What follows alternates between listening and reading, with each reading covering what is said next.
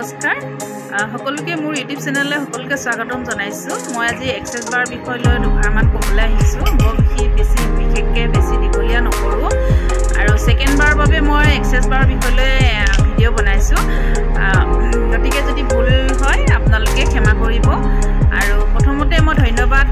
জনাব বিচাৰো পল্লৱী মেম আৰু আলিয়া মেম হয়তো তেওঁলোক মোতকৈ অকমান বয়সত সৰু হ'ব পাৰে কিন্তু তেওঁলোক আমাৰ মোৰ গুৰু হয় গতিকে তেওঁলোকক আপুনি বুলি সমৰ্থন কৰিব লাগিব আৰু বহুত ধন্যবাদ জনাইছো তেওঁলোকৰ কাৰণে আমাৰ লাইফ মানে মোৰ লাইফটো একদম পৰিৱৰ্তন হৈ গ'ল বহুতখিনি চেঞ্জ হ'ল আৰু যিখিনি তেওঁলোকৰ পৰা বিদ্যা শিকিলো ক্লাছ কৰিলো তেওঁলোকে যিখিনি আমাক শিক্ষা দিলে সেইখিনি যিখিনি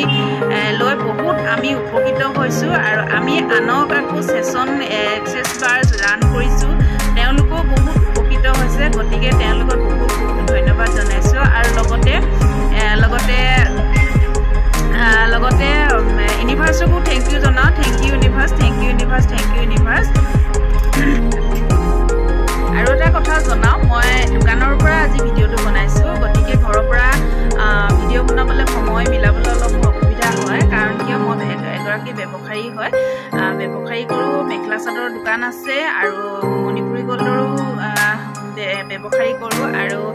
কেঁচা সোণৰ গহনাও আছে আৰু যদি আপোনালোকে মোৰ এক্সেস বাৰৰ যদি ভিডিঅ'টো চাই আপোনালোকে যদি মোৰ দোকানত আহিব বিচাৰে বা মোৰ পৰা আপোনালোকে কাপোৰ বা গহনা বুকিং কৰিব বিচাৰে আপোনালোকে আহিব পাৰিব আৰু নাম্বাৰটো মই কৈ দিওঁ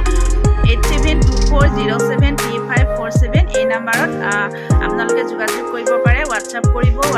কাপোৰযোৰ বা গহনা যি নহওক বা মোৰ পৰা কিবা জানিবলৈ হ'লেও বা ল'বলৈ হ'লেও আপোনালোকে হোৱাটছআপ কৰিব বা কল কৰিব বেয়া নাপাব কাপোৰৰ লগত এক্সেস বাৰ মিলাই দিছো কাৰণ কেলে মই এক্সট্ৰাকে মই সময় মিলাব নোৱাৰো আৰু মই ক্লাছ কৰি আহিলো জুলাই 25 তাৰিখে তাৰ পাছৰ পৰা মই আজিলৈকে ছেপ্টেম্বৰৰ আজি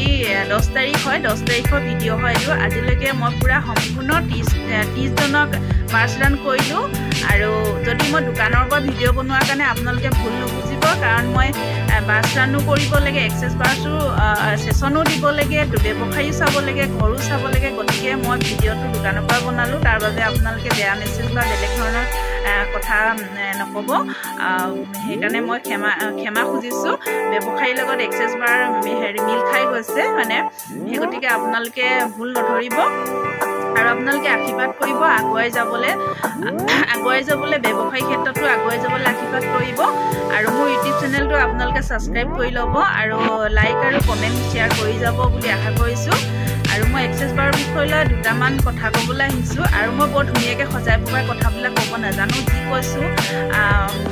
যি ওলাইছে তাকে কৈছোঁ তাকে আপোনালোকে ভুল নধৰিব ভুলবিলাক আপোনালোকে শুধৰাই দিব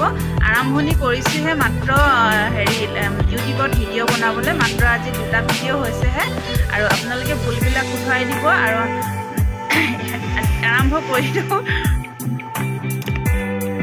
এক্সেস বাৰ হ'ল স্পৰ্শ চিকিৎসা হয়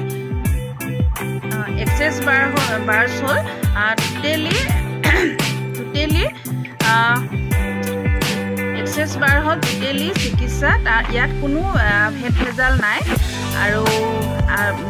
এক্সেস বাৰ হ'ল আপোনাৰ আঙুলিৰে এক্সেস বাৰ হ'ল এনেকুৱা এটা বস্তু আপোনালোকে যেতিয়া সেশন ল'ব যিবিলাক নেগেটিভিটি মানে লাইফটোত বা মগজত যিবিলাক ভৰি থাকে সেইবিলাক সেশন লোৱাৰ পাছত একেবাৰে সেইবিলাক কাটি যায় আৰু আপোনাৰ মাইণ্ডটো একদম টোটেলি পজিটিভ হৈ যায় আৰু বহুত এটা একদম সুন্দৰ জীৱন হৈ যায় মানে লাইফটো বহুত ধুনীয়া চেঞ্জ হৈ যায় আপোনাৰ মাইণ্ডটো ফ্ৰেছ হৈ যায় আৰু একদম লাইফটো মানে শৰীৰটো পুৰা এনাৰ্জি ফিল হয় খুব ধুনীয়া আপোনালোকে খুব ভাল ফিল কৰিব আপোনালোকে যিসকলে লোৱা নাই যিসকলে আপোনালোকে টোপনি বা ডিপ্ৰেশ্যন এইবিলাকত ভুগি আছে আপোনালোকে মই ভাবোঁ আপোনালোকে সকলোৱে লওক আৰু এটা ভাবোঁ সকলোৱে শিকাটোৰ প্ৰয়োজন সকলো বুলি নহয় মানে প্ৰত্যেকৰ ঘৰত এজন ব্যক্তিয়ে এক্সেস বাৰ শিকাটো বহুত প্ৰয়োজন কাৰণ কেলে এগৰাকীয়ে তেওঁ যদি ক্লাছ কৰে তেওঁ গোটেই ঘৰৰ ফেমিলিক বাছ ৰান কৰিব পাৰিব আৰু যিবিলাক সমস্যা থাকে ঘৰৰ পৰিয়ালত তেওঁবিলাক সমস্যাৰ পৰা দূৰ হ'ব আৰু কোনো এটা বা এই এক্সেছ বাৰ কোনো মানে ধৰক আপোনালোকৰ কোনো মাছাজ বা এনেকুৱা কোনো নহয়, এটা থেৰাপি বুলি ক'ব পাৰি। আৰু এটা থেৰাপি বুলি ক'ব পাৰি। 1 ঘণ্টা মানে হেৰি আঙুলিয়ে মূৰৰ 32টা পইণ্টছ থাকে, সেই পইণ্টছকেইটা আমি আঙুলিয়ে পইণ্টছকেইটা মানে অকণমান টাচ কৰি এনেকৈ আমি কিবা ক'ব লাগে। কোৱাৰ পাছত মানে তেওঁ অকণমান টোপনি যায়, অলপ টোপনি ফিল হয়। টোপনি ফিল হোৱাৰ পিছত তেওঁ একদম ৰিলেক্স ফিল হয়, বডিটো একদম ৰিলেক্স ফিল হয়। হোৱাৰ পিছত আজি ভিডিঅ'টো বনাওঁতে বহুত নাৰ্ভাছ ফিল কৰিছোঁ, আপোনালোকে বেয়া নাপাব। বহুতখিনি আছে ক'বলৈ, আৰু এইবিলাক আমাৰ মেমসকলে কৈ থাকে, আমাৰ গুৰুসকলে তেওঁলোকে চব ফিডবেকবিলাক বা যিবিলাক টিপছ হয় সেইবিলাক সকলো কি কাৰণত ভাল হয়, কি ভাল হয় সকলোৱে জনাই আছে, আপোনালোকে পায়ে আছে। আমিতো নতুন হয়, গতিকে মই আৰু এটা মোৰ ফালৰ পৰা এটা ফিডবেক জনাব বিচাৰোঁ। আজি 4-5 দিন হ'ল কেটেটেঙৰ এজন ভাইটিয়ে মোৰ পৰা ছেশ্যন ল'বলৈ আহিছিলে। মই হোৱাটছআপৰ ষ্টেটাছত মই ছেশ্যন দিয়া ফটো লগাইছিলোঁ। লগাওঁতে তেওঁ বয়েকে মোৰ ফটোখন চাই তেওঁ মোক ফোন কৰিলে। ফোন কৰোঁতে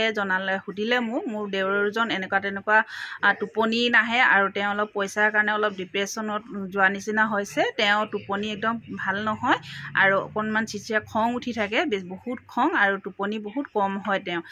মোক ছেশ্যন ল'বলৈ মোৰ ওচৰত আহিলে, মই ছেশ্যন দিলোঁ। দিয়াৰ পিছত তেওঁ 1-1.5 ঘণ্টাৰ পিছত মোৰ ঘৰৰ পৰা তেওঁ ছেশ্যন লৈ তেওঁ নিজৰ কামত গ'ল। আৰু এনেকুৱা এটা আপোনালোকৰ এনেকুৱা ভাল খবৰ জনালে, শুনি বহুত হেপী হ'লোঁ। তেওঁ 1.5 ঘণ্টামানৰ পিছত তেওঁ যেতিয়া গ'ল, তেওঁ হেৰাই যোৱা পইচা এটা তেওঁ পুনৰ পালে। আৰু মোৰ লাইফটোত পইচা পোৱাটো এইটো ফাৰ্ষ্ট হৈছে, গতিকে বহুত মই হেপী হৈছোঁ। তেওঁ একেবাৰে হেৰাই যোৱা ভালেমানখিনি পইচা তেওঁ ৰিজাল্ট পালে, তেওঁ পইচাখিনি হেৰাই যোৱা পইচাখিনি তেওঁ ৰিটাৰ্ণ পালে। গতিকে মোক ফোন কৰি কিনে জনাইছে, খুব ভাল লাগিছে। এইটো এটা মানে বহুত ভাল খবৰ। মোৰ হাতত ছেশ্যন লৈ তেওঁ এটা ভাল ফিডবেক জনাইছে, গতিকে বহুত ভাল লাগিছে। আৰু তেওঁ টোপনি বহুত ধুনীয়া হৈছে, মোক ফোন কৰি জনাইছে, মোক ভাল কিবা এটা খুৱাব আহিম বুলি কৈছে। আৰু এটা ভাল লাগিছে, আৰু ভাল হওক বুলি আকৌ মোৰ ওচৰত